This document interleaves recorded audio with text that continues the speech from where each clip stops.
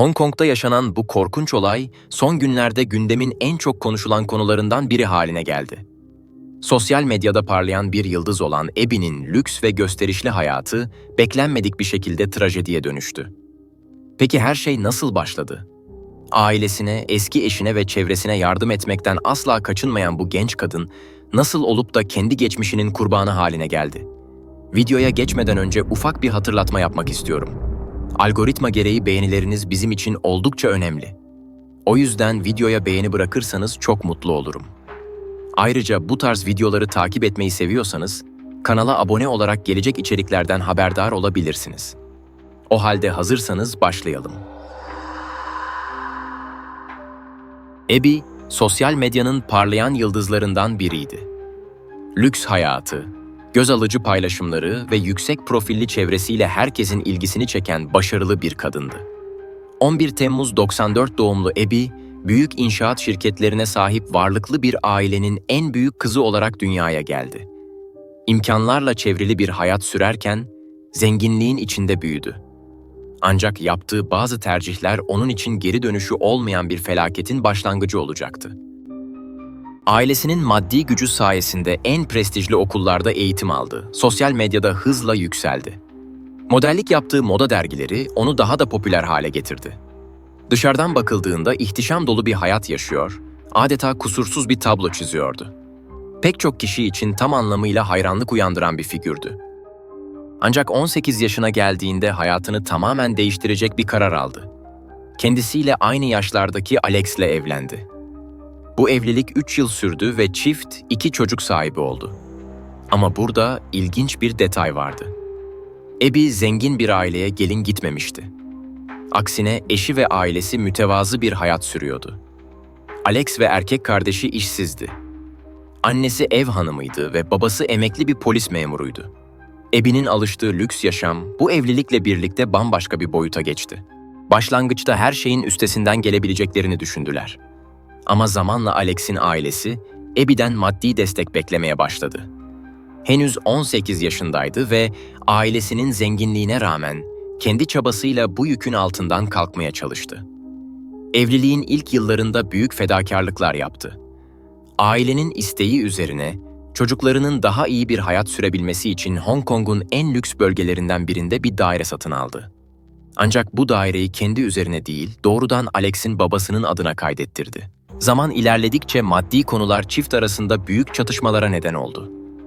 Abby hem kendi ailesine hem de evliliğine yük olmamak için artık bir karar vermek zorundaydı. Tek çıkış yolu boşanmaktı.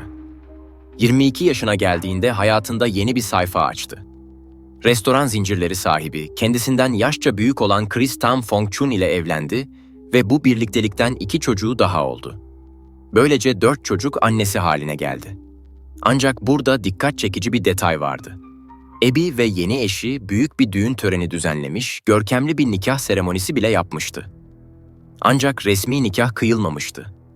Önceki evliliğinden kaynaklanan hukuki ve kişisel sorunlar nedeniyle aslında resmen evli değillerdi. Yıllar ilerledikçe dışarıdan bakıldığında Abby'nin hayatı kusursuz görünüyordu. 28 yaşına geldiğinde büyük markalar için modellik yapıyor, lüks bir hayat sürüyor ve sosyal medyada daha da popüler hale geliyordu. Eski eşinden ayrıldıktan sonra kariyerinde adeta bir patlama yaşamıştı. Ancak geçmişi tamamen geride bırakmamıştı. Abby, eski eşi Alex ve onun ailesiyle bağlarını koparmamıştı. Çocuklarının hatırına onlara destek olmaya devam etti. Alex'in ailesi hala onun hediye ettiği lüks dairede yaşıyordu. Alex'in ailesi maddi olarak sıkıştığında Abby devreye giriyor, desteklerini esirgemiyordu. Ama işin en ilginç kısmı, Alex'in erkek kardeşi Anthony uzun süredir işsizdi ve hiçbir işte dikiş tutturamıyordu. Abby ona bir şans verdi. Kendi işinde çalışmasına olanak sağladı. Hatta genç adamın kendi evini alması için maddi destek sundu. Taksitlerini bile ödemesine yardımcı oldu. Üstelik Anthony'yi özel şoförü olarak işe aldı ve ona düzenli bir gelir kaynağı sağladı. Ama yardımları sadece parayla sınırlı değildi. Çocukları için düzenlediği etkinliklere eski ailesini de davet ediyor, torunlarının dedeleri ve büyükanneleriyle vakit geçirmesi için elinden geleni yapıyordu. Ancak ne yazık ki bu iyi niyet karşılık bulmadı. Alex'in ailesi onun her başarısına kıskançlıkla bakıyordu. Sosyal çevresinde kendilerini küçük düşmüş hissediyor, sürekli eleştiriler yöneltiyorlardı. Biz olduğumuz yerde sayarken o zirveye çıkıyor. Bu düşünce içlerini kemiriyordu. Tüm bunlara rağmen yoluna emin adımlarla devam etti. Geçmişine rağmen eski ailesini geride bırakmadı. Hem eski kocasına hem de ailesine yardım etmeye devam etti. Ancak zamanla bu destek karşı taraf için bir alışkanlığa dönüştü. Ve en sonunda Abby'nin sahip olduğu her şeyin artık kendilerine de ait olması gerektiğini düşünmeye başladılar. 21 Şubat 2023 tarihinde Abby aniden evden ayrıldı. Ancak bu sıradan bir çıkış değildi. Direksiyonun başında eski eşi Alex'in erkek kardeşi Anthony vardı. O gün belirli bir planı vardı. Günlük rutinine göre tam saatinde kızını okuldan alması gerekiyordu. Fakat ne kadar beklenirse beklensin küçük kızını almaya gelmedi. Hiçbir zaman haber vermeden geç kalmazdı. Yakınları bu tuhaf durumu hemen fark etti. Onu defalarca aradılar, mesaj attılar. Ancak ne telefona cevap verdi ne de sosyal medyada herhangi bir paylaşım yaptı. Aktif ve disiplinli bir insan olarak bilinen birinin aniden ortadan kaybolması herkesi alarma geçirdi. Ancak burada daha da tedirgin edici bir detay vardı. En son Alex'in erkek kardeşi Anthony ile görüldüğü kesinleşti. Bu bilgi endişeleri daha da arttırdı. Artık daha fazla beklemenin anlamı yoktu. Yakınları durumu yetkililere bildirdi. Polis olayın ciddiyetini hemen kavradı ve 3 gün sürecek geniş çaplı bir arama kurtarma operasyonu başlattı. Bu sırada sosyal medyada hayranları onun sadece birkaç günlüğüne inzivaya çekildiğini düşünüyor, belki de küçük bir mola verdiğini sanıyordu. Ancak gerçek düşündüklerinden çok daha karanlık ve korkutucu olacaktı. Polis araştırmalarını derinleştirdiğinde şok edici bir gerçek ortaya çıktı. Eski eşi ve ailesiyle uzun süredir devam eden ciddi bir maddi gerilim yaşadığı tespit edildi. Ve şimdi gözler tamamen Alex ve ailesine çevrilmişti. Son dönemde eski ailesiyle yaşanan en büyük kriz, yıllar önce hediye ettiği lüks daire yüzünden patlak verdi. Evliliğinin ilk yıllarında büyük bir jest olarak aldığı bu ev, zamanla bir yük haline gelmişti. Yıllarca maddi destek alan aile, hiçbir zaman yetinmeyi bilmemiş, beklentileri her geçen gün artmıştı. Ancak bu kez planı farklıydı. Artık onların kendi ayakları üzerinde durmasını istiyordu. Asıl sorun, dairenin doğrudan Alex'in babasının üzerine kayıtlı olmasıydı. Avukatıyla görüşerek evi satıp satamayacağını öğrenmek istedi. Ve aldığı yanıt, her şeyi değiştirdi. Eğer tamamen kendi parasıyla aldığını kanıtlayabilirse, Alex'in babasının izni olmadan da satışı gerçekleştirebilirdi. Bu bilgi onun için bir çıkış yolu sundu. Ancak Alex'in ailesi için büyük bir krizin başlangıcı oldu. Evi satma düşüncesi, eski ailesiyle arasındaki ipleri tamamen kopardı. Alex'in babası satışı kesinlikle kabul etmiyor, baskı yaparak bu fikirden vazgeçmesini istiyordu. Evi kaybetmek onlar için sosyal bir düşüş anlamına geliyordu. Ve bunu kabul etmeye hiç niyetleri yoktu.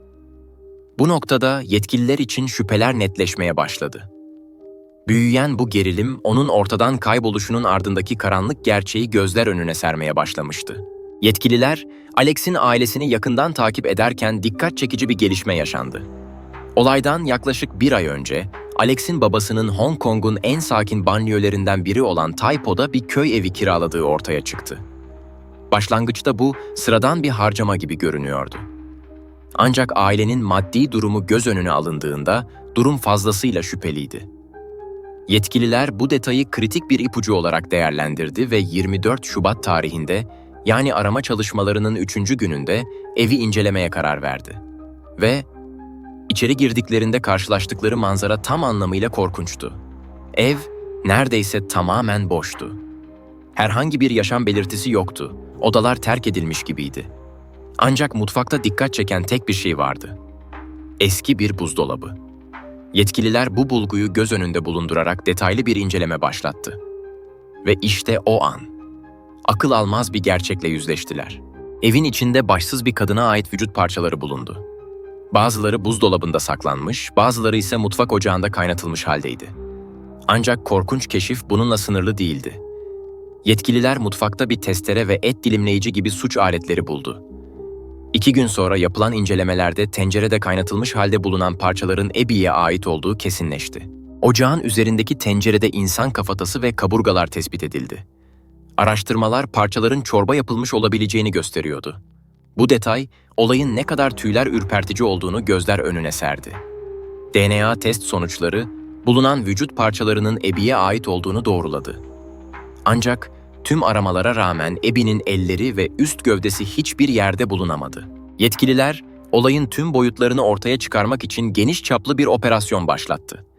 Yaklaşık 100 kişilik bir ekip, şehrin çöplüklerinden su kanallarına kadar her yeri taradı. Ama Abby'nin kayıp vücut parçalarına ulaşamadılar.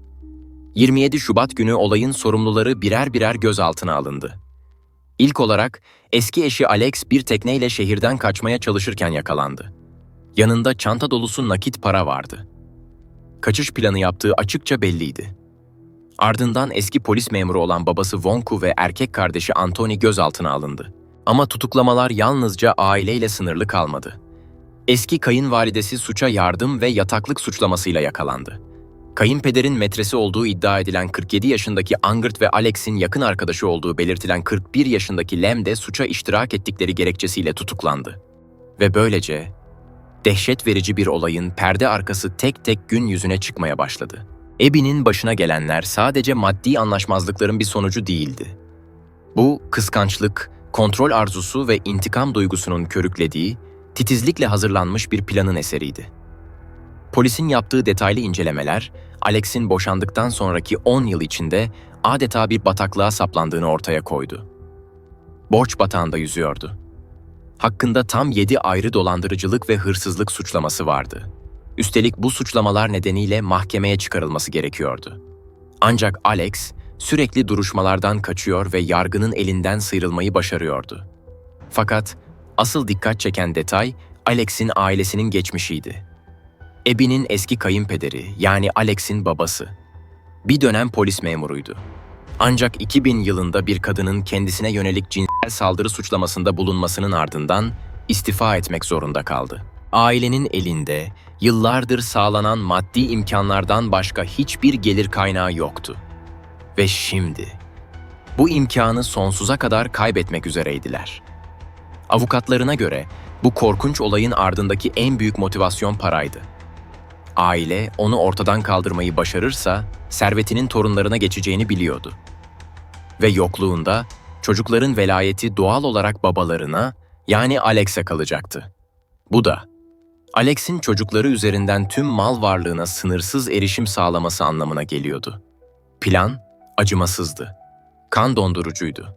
Ama her detay en ince ayrıntısına kadar hesaplanmıştı. Yetkililer, cesedin bulunduğu semtteki komşularla görüştüğünde tüyler ürpertici bir gerçekle karşılaştılar. Aile bu köy evini yaklaşık 1 ay boyunca düzenli olarak ziyaret etmişti. Yani bu olay anlık bir öfke sonucu gerçekleşmemişti. Haftalar öncesinden planlanmıştı. Çevrede yaşayanlar, Alex'in ailesinin köy evine gelip gittiğini fark etmişti. Ancak davranışları son derece garipti. Kimseyle konuşmuyor, göz teması kurmaktan kaçınıyorlardı. Yanlarından geçenlere bile en ufak bir gülümseme göstermiyor, mümkün olduğunca dikkat çekmemeye çalışıyorlardı. Komşular bu tuhaf tavırları fark etmişti. Ama kimse böylesine akıl almaz bir olayın yaşanacağını tahmin edemezdi. Sonuç olarak bu olayın ardında sadece kıskançlık ve geçmişin intikamı yoktu. Bu, soğukkanlı bir plan, maddi çıkar ve servete duyulan açgözlülüğün bir sonucuydu. Yetkililerin oluşturduğu senaryoya göre, o gün Abby, büyük ihtimalle Anthony'nin sürdüğü arabaya binmişti. Yolculuk sırasında Anthony genç kadının kafasına sert bir cisimle vurarak onu bayılttı. Yapılan incelemelerde Abby'nin kafatasının sağ tarafında çatlak ve göçük olduğu tespit edildi. Bu detay darbenin şiddetini ve planın ne kadar acımasızca kurgulandığını gözler önüne seriyordu. Bayıldıktan sonra Abby'nin doğrudan köy evine götürüldüğü düşünülüyor. Ve işte burada. Daha da tüyler ürpertici bir detay ortaya çıkıyor. Olayın yaşandığı gece, civardaki bazı sakinler saatler boyunca bir kadının çığlıklarını duyduklarını söyledi. Yetkililer bu korkunç planın arkasındaki asıl beyin olarak Alex'in babası Kwon Kao'yu işaret etti. Onun açgözlülüğü ve servet hırsı bu trajedinin temelini atmış gibi görünüyordu. Ancak asıl akıl almaz olan, Alex'in, yani Abby Choi'nin eski eşinin kendi çocuklarının annesine böyle bir şeyi yapmayı kabul etmesiydi.